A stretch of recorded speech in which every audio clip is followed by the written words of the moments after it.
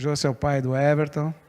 Estava ali rapidinho compartilhando comigo quanto tempo gastou orando a época que esse menino se afastou do Senhor, mas a oração de um papai, né? Está aí o resultado. O José é presbítero, né, um dos líderes ali na Bethesda Church, ali na igreja Bethesda, pastoreada pelo pastor Marcos, e é uma alegria tê-lo aqui junto com a Carmen hoje, né, para juntos estarmos cultuando ao Senhor. Amém? Amém. Abençoe. Paz do Senhor. Deus Pai Santo, Deus de misericórdia,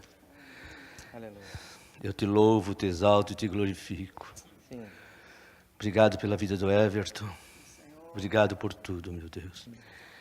Unge com o teu Santo Espírito, derrama sobre ele uma unção, Senhor, sem limite, sem igual, Senhor.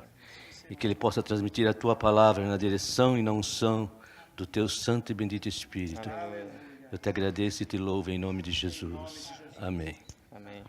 Deus abençoe. Aleluia. Saúde a todos com a paz do Senhor, amém, irmãos? Que alegria ter meu pai orando por mim, né? A mãe também ora. Não esqueço não. Não esqueço não. Vocês são uma bênção para mim. Realmente, como o pastor tinha mencionado, quantas vezes, né, quando eu estava afastado dos caminhos do Senhor, meu pai, minha mãe também, estavam lá de madrugada orando por mim. E Deus ouve a oração do justo. Glória a Deus, meus irmãos. Estou aqui realmente pela graça de Deus. Feliz também de ver a Zina aqui, né? A Zina com o filho dela. A Zina é minha cabeleireira. Quando os irmãos veem assim, esse corte aqui estilo Brad Pitt, é ela que corta para mim ali. Oh, amém. Glória a Deus, irmãos. Mas eu gostaria de falar com os irmãos hoje sobre um assunto que Deus vem ministrado já no meu coração um bom tempo e que não é um assunto fácil de compartilhar, vou ser bem sincero com os irmãos. Não sei se é um assunto que é muito bom assim para os ouvidos, que é sobre o orgulho. O orgulho e como o orgulho está ali ligado na religiosidade. Né? A religiosidade com o orgulho ali estão juntos. E Deus vem ministrado isso no meu coração desde lá de Kansas City, quando eu fui numa viagem missionária. Deus falou comigo, expondo meu coração, meu coração estava sujo de orgulho. E, bem, eu queria falar isso com os irmãos hoje, né? O texto que eu quero começar aqui se encontra lá em Miqueias, capítulo 6 e versículo 8. Eu acho que o Valtinho, acho que tem lá, né? Esse aí. Uma versão um pouquinho diferente do que a minha, mas Miqueias, capítulo 6, versículo 8, diz assim: Ele já mostrou a você o que é bom, e o que o Senhor pede de você? Que pratique a justiça, ame a misericórdia e ande humildemente com o seu Deus. Amém. Quero orar com os irmãos mais uma vez. Pai, obrigado pela Tua palavra, Senhor. Obrigado pela Tua graça, pelo Teu amor. Tu, Senhor Deus, que é Deus de amor, Tu que és tardio em irar-se e Tu és rico em misericórdia. Obrigado, Senhor Deus, por ter nos conduzido até este lugar, para ser ministrados, confrontados, Senhor Deus, exortados pela Tua palavra, meu Pai. Obrigado pelo Teu amor e pela Tua graça. Te peço que nesse momento Tu venha, Senhor, tirar todo o ego, todo o orgulho, que eu venha aqui apenas ser um canal, meu Pai, na vida dos meus irmãos. E que Teu nome venha ser glorificado, meu Pai, nesta noite. Eu Te louvo, eu Te peço, eu Te agradeço em nome de Jesus. Amém. Eu queria falar um pouco sobre esse assunto e como essas três coisas que Deus falou aqui através do profeta Miqueias, né? Praticar a justiça, amar a misericórdia e andar humildemente, elas estão, de uma certa maneira, ligadas umas com a outra, né? Ele fala aqui, pratique a justiça, né? Que é ligado a obedecer, praticar, fazer aquilo que é justo. Mas ele também continua aqui, amar a misericórdia.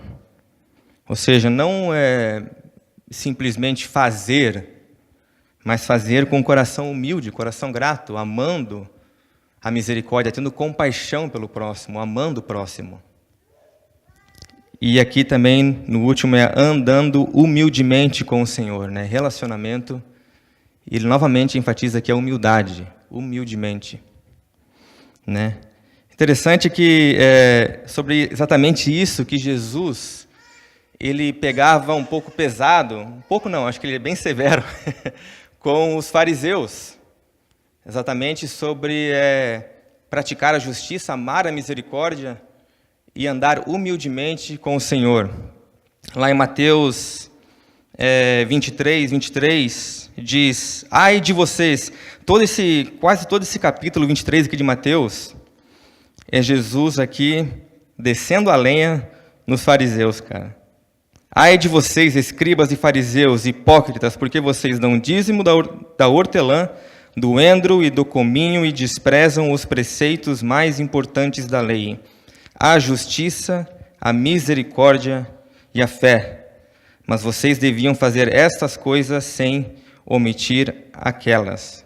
Ou seja, eles praticavam a justiça de uma certa maneira, mas eles praticavam com a intenção de serem vistos, né, pela sociedade, né, alimentando o próprio ego, alimentando o orgulho deles.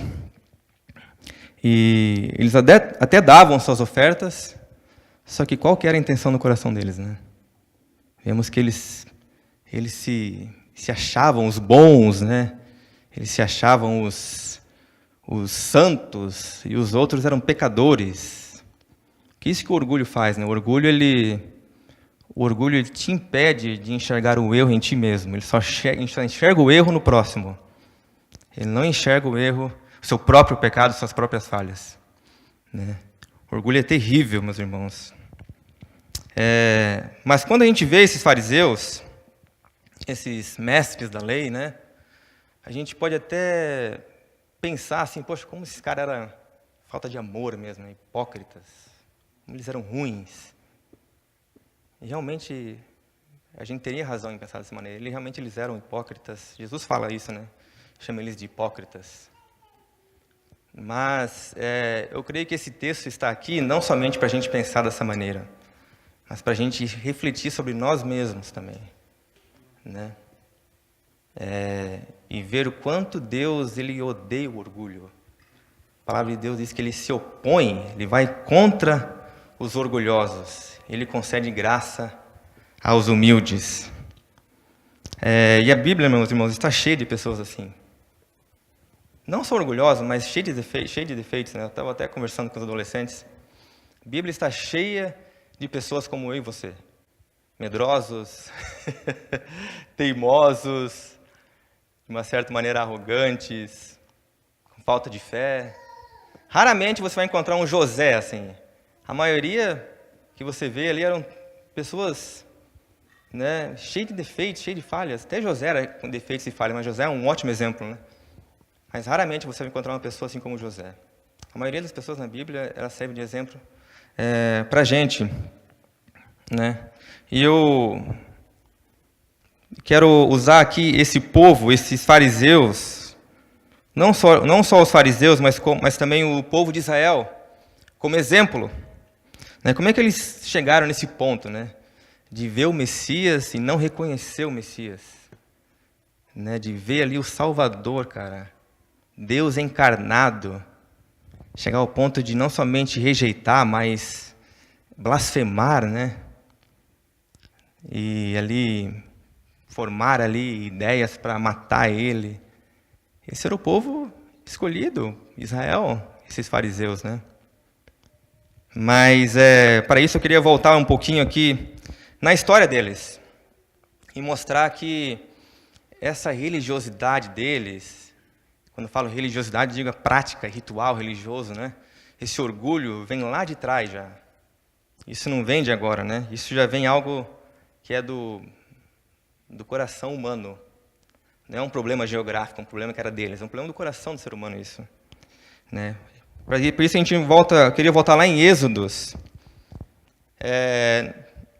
O povo de Israel passou 400 anos no Egito, como escravos, e Deus levanta Moisés para libertar eles do Egito. Vocês conhecem a história? Né? Deus envia 10 pragas, sendo ali a última mais dura, né? Que é a morte dos primogênitos. Faraó, né, o coração duro, finalmente deixa o povo ir. No meio do caminho ele se arrepende, vai atrás de Israel, de Moisés, do povo. O povo ali se encontra entre o Mar Vermelho e as carroças do faraó, o exército de faraó.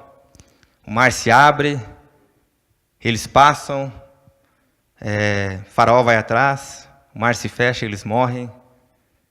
Israel sai vitorioso. Mas a história não acaba por aí, né? Tem uma continuação. Porque a salvação, meus irmãos, do Egito não era o objetivo final de Deus. Deus libertou aquele povo do Egito para se relacionar com eles. Deus sempre quis relacionamento com o homem. Desde a criação lá, no Jardim do Éden, Deus quer se relacionar com o homem. Essa história aqui de Êxodo, meus irmãos, ela ilustra muito bem a salvação, né? Que Deus não livra a gente apenas do inferno. E faz parte, claro, Ele nos livrou, né, do império das trevas, mas Ele nos tira para se relacionar com Ele. O objetivo final do Evangelho é ter Deus. É Deus. É se relacionar com Ele. Né? Deus tem a gente tem Deus. Não é o céu, não é bênçãos, fazem parte. Mas o maior objetivo do Evangelho é ter Deus.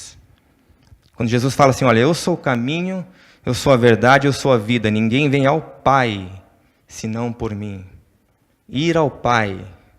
Esse é o objetivo do Evangelho, relacionamento. É isso que Deus queria com esse povo. Deus libertou eles do Egito, né, para se relacionar com eles. E ali em Êxodo 32, Moisés estava no Monte Sinai com Deus, e os israelitas lá embaixo, já perdendo a paciência de tanto esperar Moisés lá em cima, pede para Arão fazer um bezerro de ouro ali. Arão vai lá, pega o ouro do pessoal, derrete, forma um bezerro de ouro e começa a adorar aquele bezerro de ouro. Isso tudo enquanto Deus estava dando a Moisés os 10 mandamentos. Você imagina, o Deus lá em cima, com a sua glória, a sua presença com Moisés, dando para ele, aquele povo, os 10 mandamentos. E lá embaixo, o povo, né, 10 mandamentos, qual que é? O primeiro mandamento é não terá outros deuses além de ti. O segundo é não fará imagens de escultura. Os caras estão lá embaixo já quebrando o primeiro e o segundo mandamento. Olha a ruindade, cara. Né? E tantos milagres que esse povo viu. Um milagre atrás do outro. O mar se abrindo, fogo do céu, coluna de fogo, né? Água da rocha, maná. Era um milagre atrás do outro, eles sempre reclamando. Chegaram a um ponto de falar, olha, melhor a gente ter ficado no Egito do que vir aqui. E eu olho assim e falei, cara, que povo ruim. Mas daí eu olho para mim. Falei, quantos milagres que eu já presenciei. Eu presencio todos os dias o livramento do Senhor. O maior milagre que Deus fez na minha vida, né, foi ter me salvado, ter me tirado daquela vida imunda, me dado um coração novo, me restaurado. Né? Efésios fala que estávamos mortos em nossos pecados. Ele nos vivificou. Olha um milagre. É um milagre muito maior, meus irmãos, do que abrir o Mar Vermelho. É dar um coração novo. E mesmo assim a gente reclama, né? Muitas vezes. Se a gente não cuidar, a gente pode até desejar coisas do mundo ainda, coisas do passado. Né? E então você imagina, meus irmãos, quando Moisés desce e vê aquilo. como deve ter ficado, né? O coração de Deus. Como Deus deve ter se sentido, né? Deus chegou ao ponto de falar, olha, eu vou destruir esse povo. Né? Moisés, eu farei de ti, né? Minha descendência vai ser de ti. Não destruiu, mas Deus tinha todo o direito de fazê-lo. Né? O pecado, meus irmãos, isso que ele faz, ele fere, né, o relacionamento, ele fere o coração de Deus. A gente fala que o pecado é a transgressão da lei, né? E sim, é a transgressão da lei, mas ele vai mais profundo que isso. Quando a gente quebra a lei, por exemplo, aqui na Flórida, você está andando de carro e você está andando acima do limite da velocidade, a polícia te para, você ganha uma multa, você quebrou a lei. Mas o estado da Flórida não vai ficar ofendido porque eu quebrei a lei. Eles não estão machucados, feridos porque eu quebrei a lei. Diferente, né, do relacionamento com Deus. Né? Quando a gente peca, o pecado ele fere o coração de Deus. Deus compara o pecado como adultério. O pecado de Israel como adultério. É como se tivesse ali uma terceira pessoa no matrimônio. Né? Imagina, bem, a gente não gosta nem de imaginar isso, né? A gente, o nosso cônjuge, ter uma terceira pessoa, mas aqui em favor aqui da mensagem, imagina ter uma terceira pessoa aqui no matrimônio, onde seu cônjuge vive indo atrás do outro. E você fica totalmente ferido, machucado, né? E é difícil até de pensar, poxa, será que como é que eu consigo ferir o coração de Deus, né? Sim, Deus tem emoção, né? Lá onde que é Efésios, né? Fala que a gente é capaz de ferir e entristecer o Espírito Santo. Né? Não entristecer o Espírito Santo, entristecer Deus. Quando a gente peca, quando a gente quebra esse relacionamento. Né? Mas continuando aqui, meus irmãos, vemos que esse povo, por mais que eles tentavam, por mais que eles tentavam obedecer, andar ali na justiça, amar a misericórdia, eles não conseguiam. Eles não conseguiam, era um ciclo pecaminoso. Eles sempre caíam nesse pecado da idolatria, nesse pecado da religiosidade, né, fazer apenas rituais religiosos, mas o coração deles está longe, o coração deles está focado neles mesmos. Injustiça social. E esse povo sempre caindo nesse mesmo pecado. E Deus sempre dando chance, atrás de chance, enviando profetas, olha, se arrependem-se. Arrependem-se. Vemos tantos profetas, né? E os profetas do Antigo Testamento sempre têm, basicamente, a mesma mensagem. Né? Arrependam-se. Se não se arrependerem, virá julgamento. E o povo se arrependia, tal... Mas tu vê que logo após eles caíam de novo. Eles não conseguiam. Porque a mente deles eles eram como escravos, a mente deles ainda não tinha sido transformada. Eles precisavam realmente de um novo nascimento, né? De um coração novo. Quando a gente agora vai começar, a Carol perguntou para mim, quando vai começar a dieta? Eu falei, em janeiro começa a dieta. Sempre em janeiro, né? Mas aí eu até começo, fazer a dieta em janeiro, começo a malhar tudo, começando a emagrecer, mas não dura. Não dura, é um mês no máximo. Consegui bater o recorde 2 anos atrás, antes do John nascer. Fiz 2 meses, foi meu recorde, eu acho. Nunca consegui o ano todo. Por quê, meus irmãos? Porque a gente não tem uma mudança de mente. Nossa mente não é transformada para aquilo. E o negócio fica raso. Né? O negócio não dura. Era assim com esse povo, eles não tinham uma transformação na mente deles, então eles se arrependiam, né?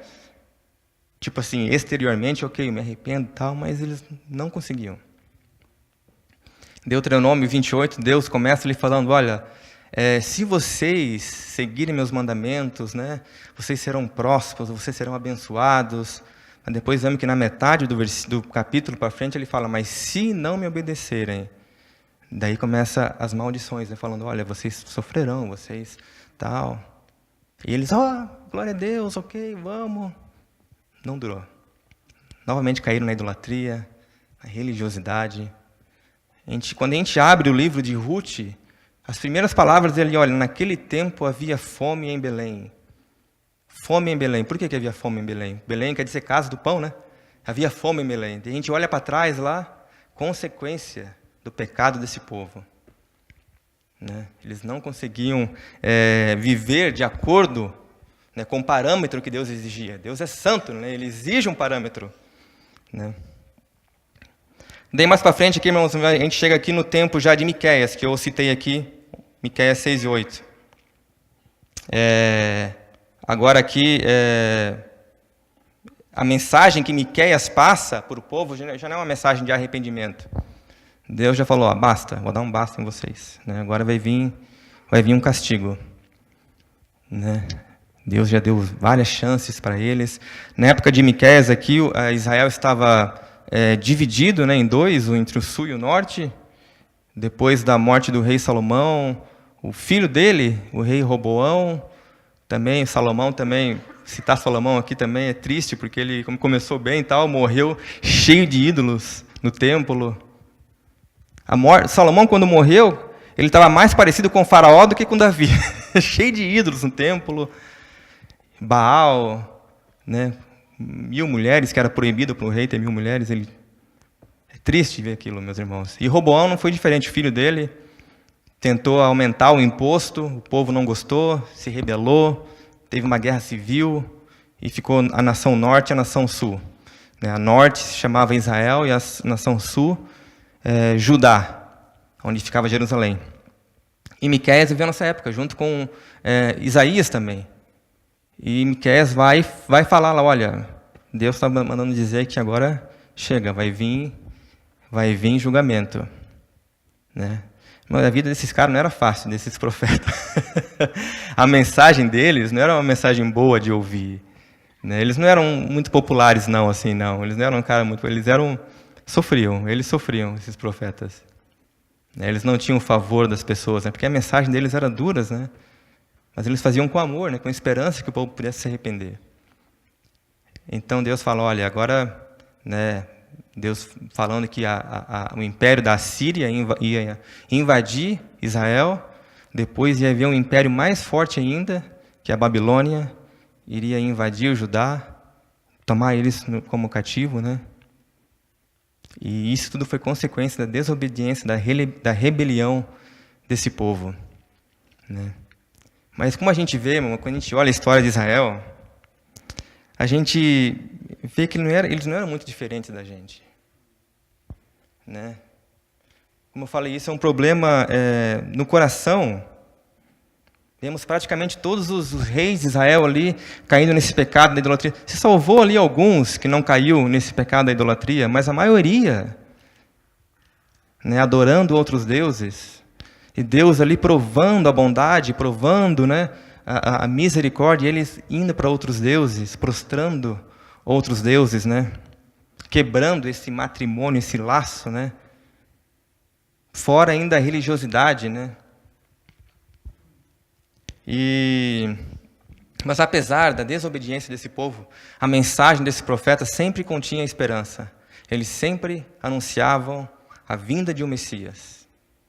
Aquele que irá de vir, que irá libertar, resgatar o povo. Sempre continha uma esperança, a vinda de um Messias. Né?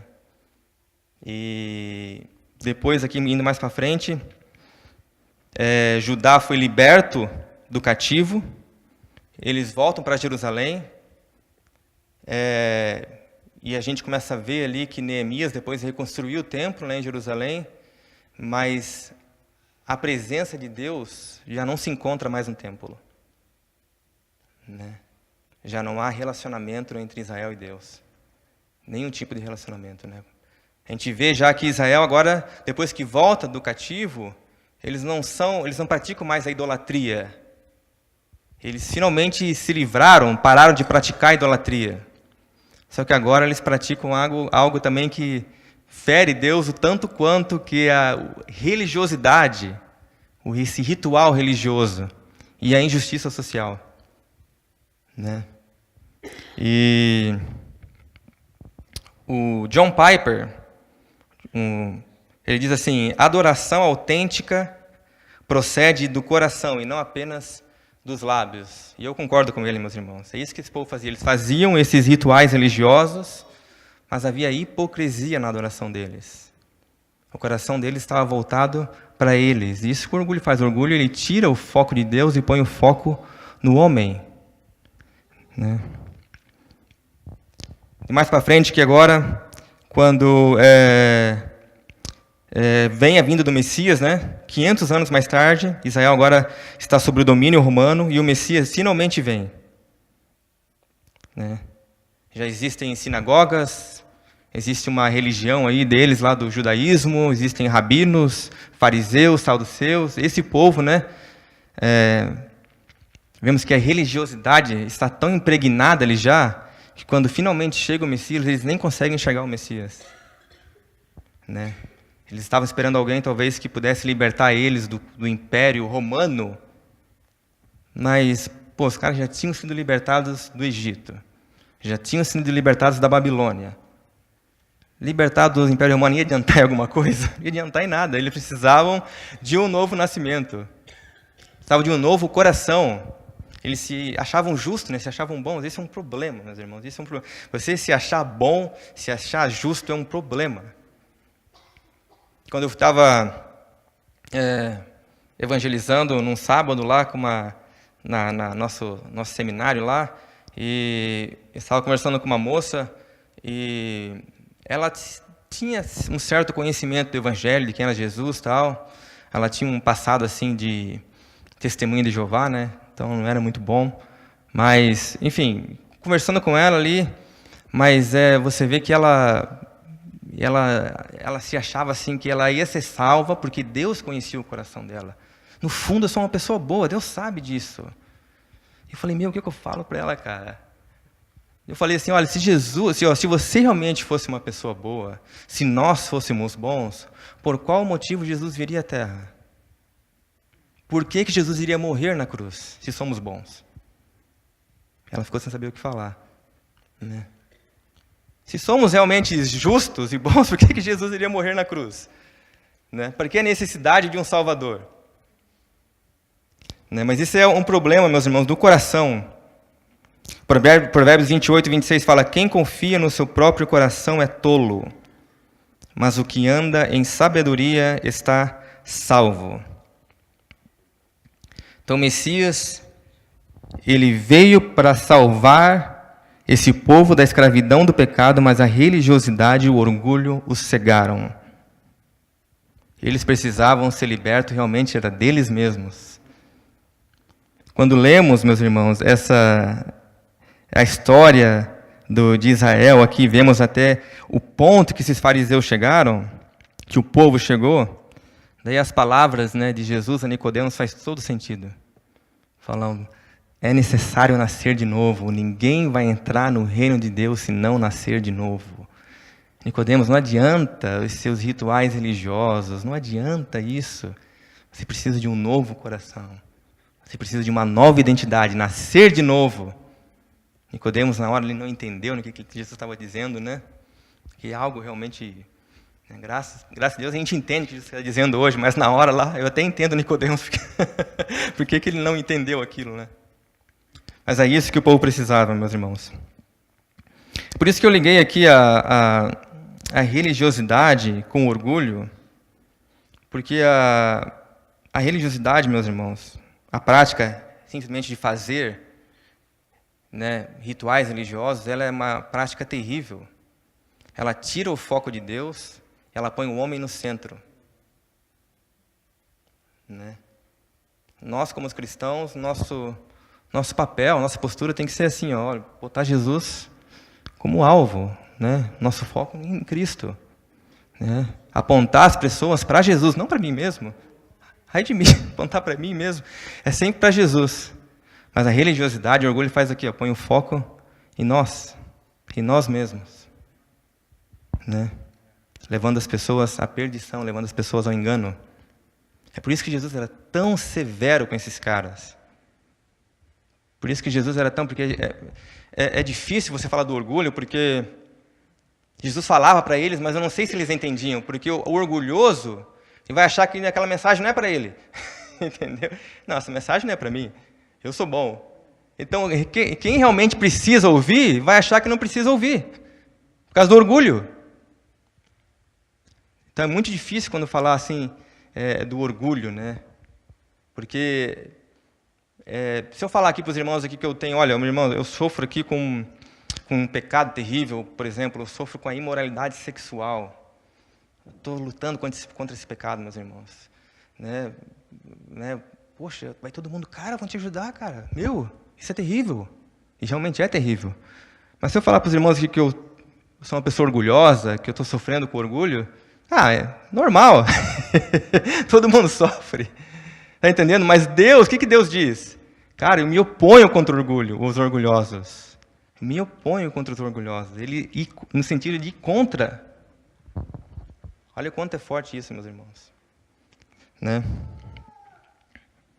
E Mateus 6:1 fala assim: evitem praticar as suas obras de justiça diante dos outros para serem vistos por eles. Porque sendo assim, vocês já não terão nenhuma recompensa junto do Pai de vocês que está no céu. Em Mateus 23:5, agora Jesus falando para os fariseus, ele fala: praticam todas as suas obras a fim de serem vistos pelos outros, pois alargam os seus filactérios e alongam as franjas de suas capas. Talvez a gente pode fazer algo que aparentemente seja bom, seja algo bom. Mas qual é a intenção do nosso coração, né? Será que a intenção do nosso coração é realmente glorificar a Deus? Como o pastor falou ali, né? Achei lindo aquilo, porque tem a ver com o que eu ia falar agora. Né? Que tudo que eu faça venha ser para a glória dEle. Essa deve ser a intenção do nosso coração, meus irmãos. Que tudo que fizermos... Paulo fala, né? Quer comemos, quer bebamos, faça tudo para a glória de Deus. Né? E a religiosidade, o orgulho, ele impede a pessoa de fazer isso. Né? Porque quando a pessoa é religiosa, ela não simplesmente faz por fazer, ela sempre faz para criar algo em troca. Né? Ela sempre faz para talvez alimentar o ego dela, sempre faz para talvez sair ganhando de alguma coisa. Isso, meus irmãos, temos que ter muito cuidado, porque isso só pode acontecer com nós. Eu posso estar aqui pregando e com a intenção de querer me aparecer, de querer ser sábio. Deus me livre disso. Podendo estar cantando, né, querendo elevar a nossa própria imagem. Né? Mas Deus, que sonda os corações, Ele conhece nossos pensamentos, nossos corações. Por isso que eu concordo muito com essa frase de John Piper, né? A verdadeira adoração procede do coração e não apenas dos lábios. Adorar dos lábios, meus irmãos, isso aí para Deus. A recompensa é isso que Jesus falou aí, ó. A recompensa é que os outros vão olhar para vocês e vão admirar vocês, só isso. Né? Jesus fala lá em Mateus 5,16 também, olha, assim brilhe, antes ele fala assim, né, vocês são a luz do mundo. E agora fala assim, assim brilhe também a luz de vocês diante dos outros, para que vejam as boas obras que vocês fazem e glorifiquem o Pai de vocês que estás nos céus. Olha o que ele fala, vocês são a luz, para que eles vejam as boas obras que vocês fazem e glorifiquem o Pai que estás no céu. Nós, como representantes de Cristo, que carregamos o nome de Cristo, nós somos luz, mas não para brilhar a minha própria imagem, para que Cristo brilhe através da minha vida. É para isso que somos luz, para que Cristo venha a ser exaltado. É por isso que a gente foi criado para glorificar o Senhor, para exaltar o Senhor. Né? E isso que Deus desejava daquele povo, que eles vivessem humildemente com Deus, mas eles não conseguiam. Eles não conseguiam. E a gente, meus irmãos, o homem carnal, o homem sem como é que é a palavra? Sem a como que é a palavra? Sem a como? Intervenção. Thank you, sogra.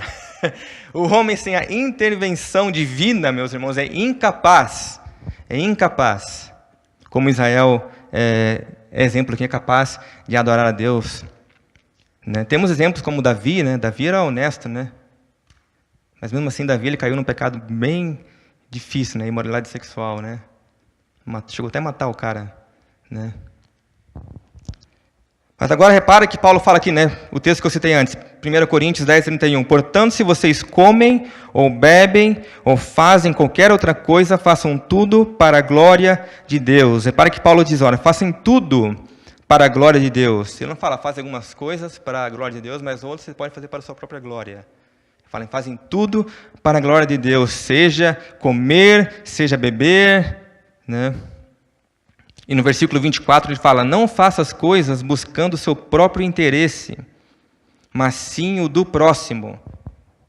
Colocando o próximo na minha frente. Como é difícil isso. Porque quando eu faço isso, eu estarei glorificando o Senhor, né? Quando eu não ponho os meus próprios interesses na frente, eu ponho o interesse do meu irmão na minha frente, assim eu estarei glorificando ao Senhor e Cristo está sendo exaltado através da minha vida, né? Por isso que quando, sexta-feira, a gente estava tendo a nossa reunião e o pastor falou algo que, assim, já tinha ouvido falar, mas sabe quando você, assim, ouve falar de novo e parece que está encaixando com aquilo que você está sendo ministrado? Ele falou, olha, precisamos ser antes de fazer. E realmente, meus irmãos, precisamos ser antes de fazer. Se eu botar o fazer antes, eu vou cair na religiosidade. Eu vou cair na prática, no ritual religioso, que tanto Deus abomina, né?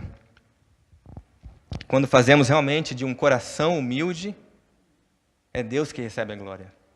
Mas quando fazemos de um coração orgulhoso, com um coração arrogante, nós estamos, de uma certa maneira, roubando a glória de Deus e nós mesmos estamos recebendo a glória.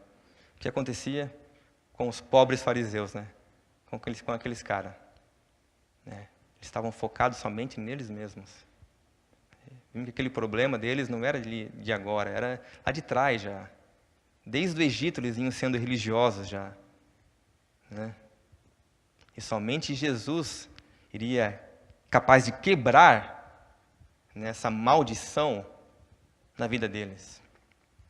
Mas eles rejeitaram, né? Eles estavam cegos e não conseguiram enxergar o Messias. Nem todos, né? Nem todos, eu creio, né? Mas a maioria de Israel, na verdade, né? Nem todos os israelitas, né? Mas a maioria de Israel rejeitou Jesus, né? Olha o que diz lá em Mateus 7, 21, 23, um texto muito conhecido. Nem todo que me diz Senhor, Senhor entrará no reino dos céus, mas aquele que faz a vontade de meu Pai, que estás nos céus. Então, a gente vê assim, né? Olha, nem todos que diz Senhor, Senhor, mas aquele que faz a vontade de meu Pai. Mas ele continua. Muitos naquele dia vão dizer, Senhor, mas eu não profetizei em Teu nome, em Teu nome não expulsei demônios, em Teu nome nós não fizemos muito milagres, ou seja, não fiz aquilo. Então lhes direi claramente, eu nunca conheci vocês. Afastam-se de mim, vocês que praticam o mal. Para longe de mim, afastam-se de mim. É um texto, né, que revela uma forte, triste realidade que irá acontecer lá no dia do Senhor, né? Pessoas que faziam, mas o coração deles estava longe do Senhor, né? E é por isso, meus irmãos, que é necessário realmente ser antes de fazer. Eu acho que foi o Eudes que citou esse texto domingo passado, se não me engano, em Tito, capítulo 2, versículo 11 e 12, né? Porque a graça de Deus se manifestou trazendo salvação a todos. Ela nos educa para que, renegadas a impiedade e as paixões mundanas, vivamos nesse mundo de forma sensata, justa e piedosa. Fomos alcançados pela graça, agora a graça nos educa, a graça opera em nós, nos educando, nos ensinando para que o quê? Para que possamos negar as paixões mundanas e viver de acordo com o Evangelho, viver nesse mundo de forma sensata, justa e piedosa. Irmão, se a gente ouvir alguém falar que a graça de Deus, ela não te leva a negar o mundo, não te leva a viver dessa maneira, não é uma graça bíblica, meus irmãos, é uma graça distorcida. A graça de Deus, ela nos alcançou trazendo salvação, ela nos educa nos educa para que vivamos nesse mundo de forma sensata, justa e piedosa. Por isso precisamos ser instruídos. O Espírito Santo vai nos moldando, nosso coração vai nos transformando, nosso caráter, nossas vontades, nossos desejos, né? Para que maior exemplo de Paulo? Paulo, o homem que escreveu aí praticamente metade do Novo Testamento. Ele diz lá em 2 Coríntios 12, 7, olha, para que eu não ficasse orgulhoso com a grandeza das revelações, foi-me posto um espinho na carne, mensageiro de Satanás para me esbofetear, a fim de que eu não me exalte. Paulo, o apóstolo Paulo, ele tinha um espinho na carne para manter ele humilde, para ele não se vangloriar das revelações que ele tinha recebido do Senhor, né? Então, ele pediu para Deus ali 3 vezes para tirar aquele espinho da carne. E Deus fala: Paulo, a minha graça te basta, o meu poder se aperfeiçoa na fraqueza, né? Mantendo Paulo humilde, né? Será que somos diferentes, somos melhores que Paulo? Né? Mas eu quero concluir aqui, meus irmãos, porque o orgulho, meus irmãos, muitas vezes ele vem disfarçado. É muito difícil. O orgulho, quando a gente fala de orgulho, muitas vezes a gente pensa já em a pessoa que ela é sábia, que ela é soberba, que era no caso dos fariseus, né, que tinham conhecimento das leis de Moisés, só que não praticavam. E quando praticavam, faziam para o seu próprio benefício.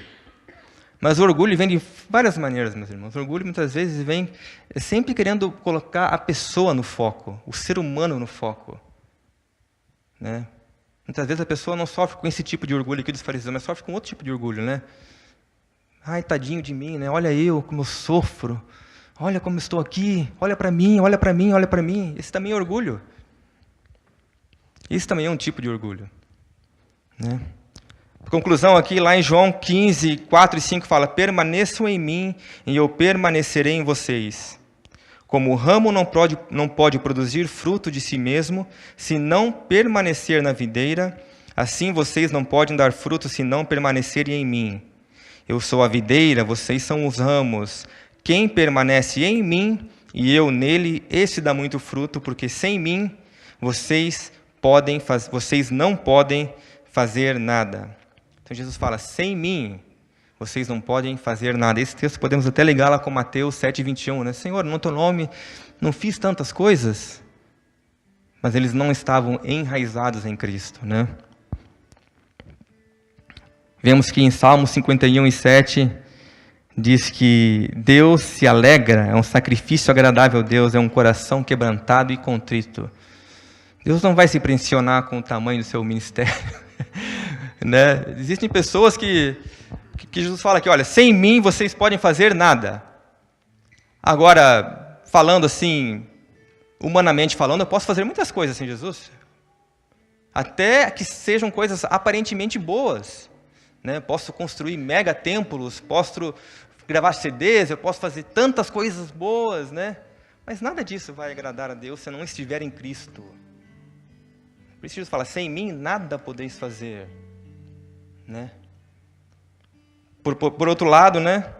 Se temos esse coração quebrantado, esse coração contrito, irmão, você pode estar na portaria ali, você pode estar limpando o banheiro da igreja, meus irmãos, mas se você tem esse coração quebrantado, coração contrito, se você está fazendo aquilo para a glória de Deus, é isso que Deus se alegra, né? Deus não se impressiona assim com o tamanho do seu talento, não? Poxa, esse cara, realmente, o cara toca pra caramba, cara, o cara fala bonito, né? Nossa, por que eu não pensei nisso antes? É isso que Deus deseja? Não, Deus deseja um coração quebrantado e um coração contrito. Um coração humilde, né, diante da sua presença, né?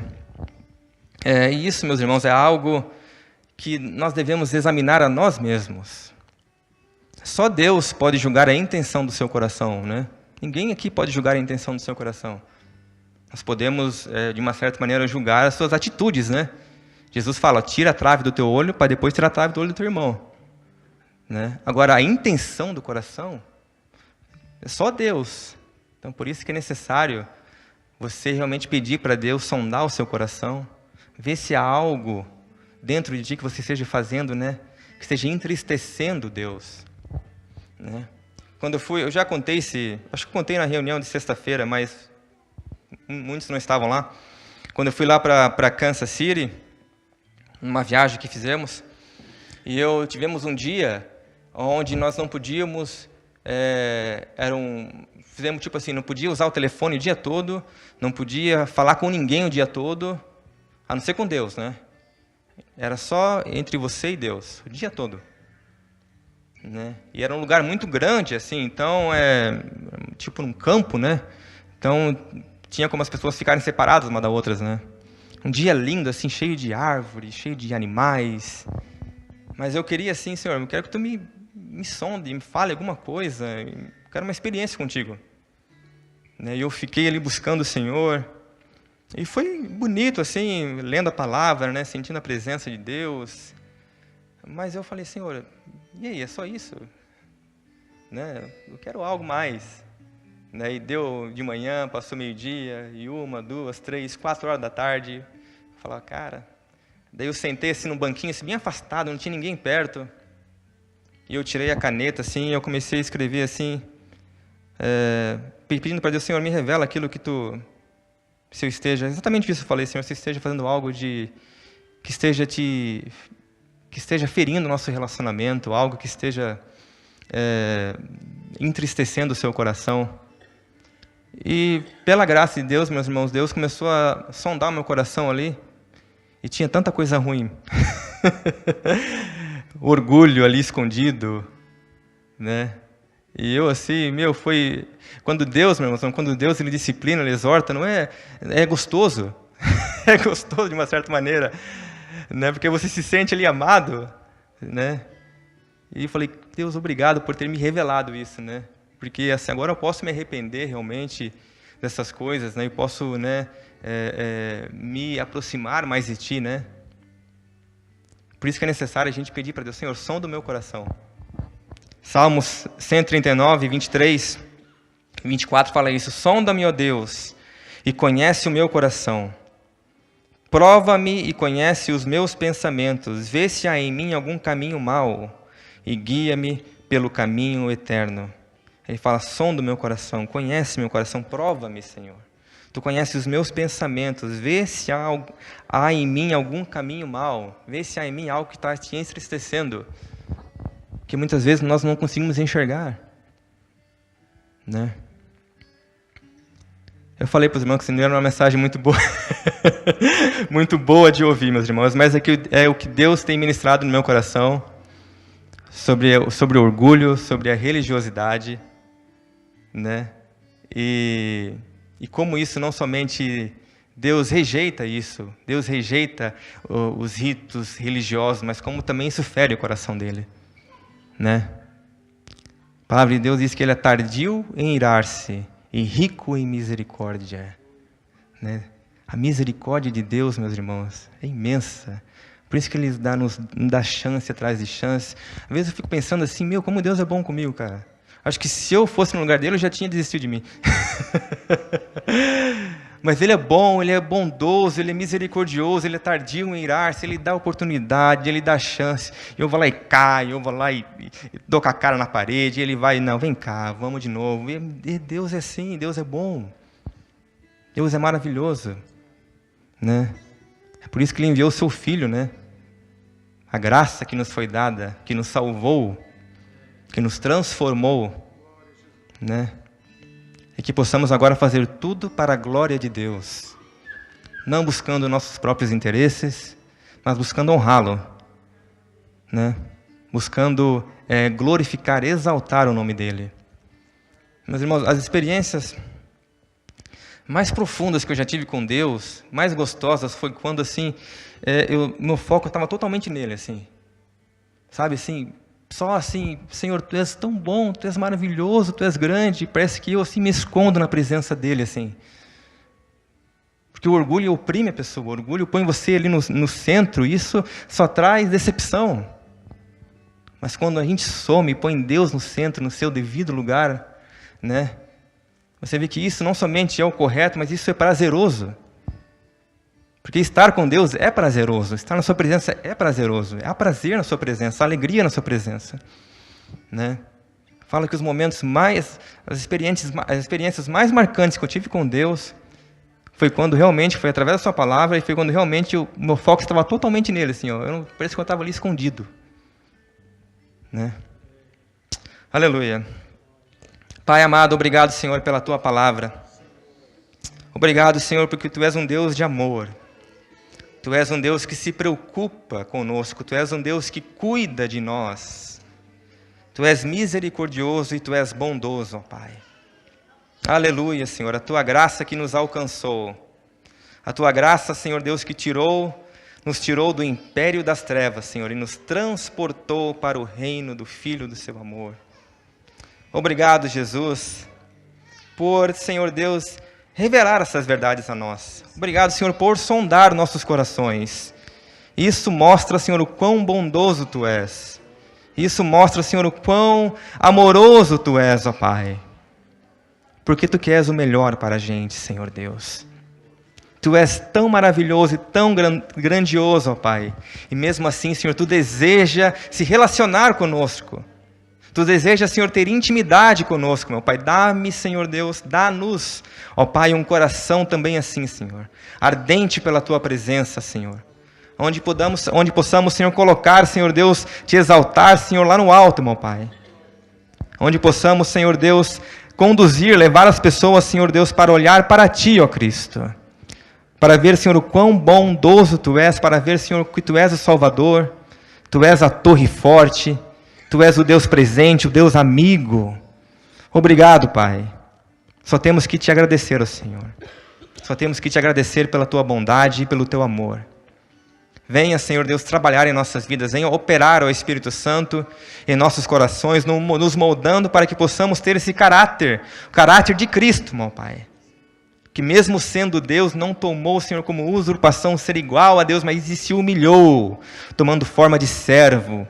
E como, Senhor, ser humano, o Senhor, Ele foi obediente, se humilhou, foi obediente até a morte de cruz. Que possamos ter esse caráter, ó Pai. Para que possamos, Senhor Deus, para que tudo que façamos, ó Pai, quer comamos, quer bebamos, seja para a tua glória, seja para o teu louvor. Obrigado, ó Pai, por tudo. Venha, Senhor, nos conduzir, ó Pai, em paz para casa. Venha, Senhor Deus, trabalhar no nosso coração nessa semana. Venha, Senhor, revelar cada dia mais, Senhor Deus, a tua presença, Senhor Deus, a nós. Eu que te peço e eu te agradeço, em nome de Jesus. Amém.